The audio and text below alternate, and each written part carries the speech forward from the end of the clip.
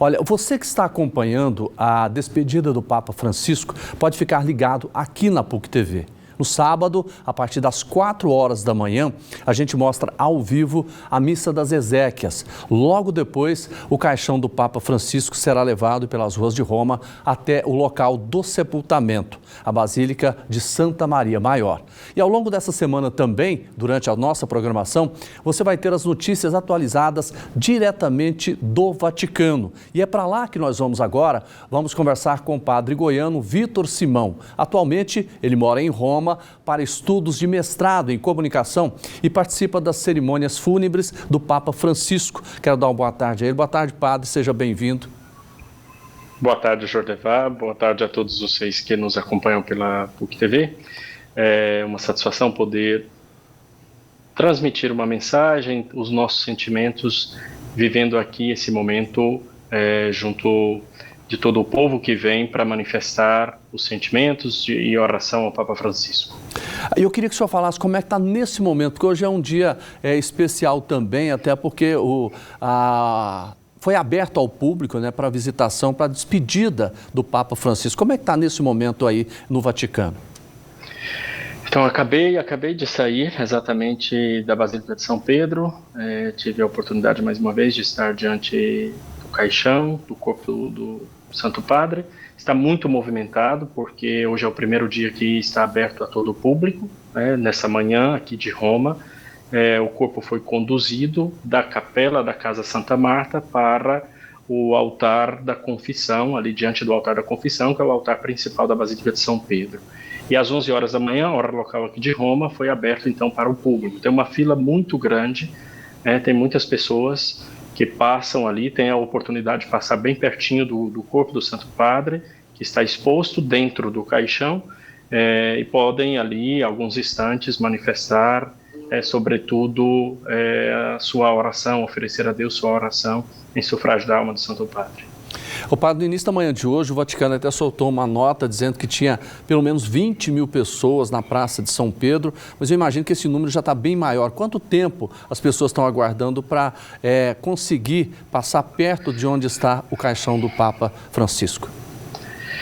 O tempo muito preciso, obviamente eu não tenho, mas notícias estão veiculando de cerca de 3 horas nesse momento de espera. A fila tem um movimento, é dinâmico, porque não é que as pessoas podem ficar muito tempo diante do corpo, né? E depois é uma fila, um pouco não é uma atrás do outro, mas é uma fila de muitas pessoas que passam ao mesmo tempo. Então, a gente percebe assim um clima de oração muito grande, uma atmosfera muito particular, que não é só estar ali diante do corpo, mas todo o percurso também se torna um percurso de peregrinação, um percurso de oração, um percurso de encontro com Deus, e depois um momento ali muito especial, que é aquele quando as pessoas chegam próprio diante do corpo e podem ali oferecer uma oração e, enfim, homenagem ao Papa Francisco. Gente, o padre Vitor está falando com a gente ao vivo, diretamente de Roma. Padre, o funeral vai até sábado, é isso? Exatamente. O corpo fica exposto até sexta-feira à noite, aqui de Roma, e depois são fechadas as portas da Basílica para a cerimônia exatamente de fechamento do caixão, porque no sábado, quando a cerimônia acontece na Praça de São Pedro, com o caixão já fechado, né? Então, até sexta-feira fica aberto para o público, nessa forma que acabamos de falar, de organização ali de fila na Praça de São Pedro, e depois, então, no sábado, a celebração de exéquias, a Santa Missa e as exéquias do Papa. E depois o corpo volta para o interior da Basílica para a preparação e o translado para a Basílica de Santa Maria Maior, onde o corpo do Papa será sepultado, né? Eu estou realmente aqui bem do ladinho da Basílica, porque acabei de sair. Sempre que temos uma oportunidade, sim, queremos estar ali mais perto, e acabei de sair. Tem muitas pessoas fazendo muitas orações ali. Ô padre, a gente agradece muito a participação do senhor, mas eu quero, de sábado, que é o dia do sepultamento, será dia 26 de abril. O conclave, sim, que vai escolher o novo Papa começa quando? O conclave deve começar a partir 15 dias após a morte do Papa. Só pode começar a partir de 15 dias depois da morte do Papa. Podendo prorrogar por justa causa, os cardeais podem prorrogar o início do conclave por mais 5 dias, ou seja, no máximo 20 dias.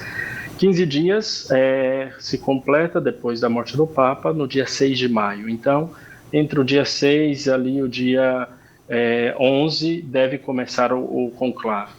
Padre, tem um prazo para terminar, para encerrar o conclave ou não?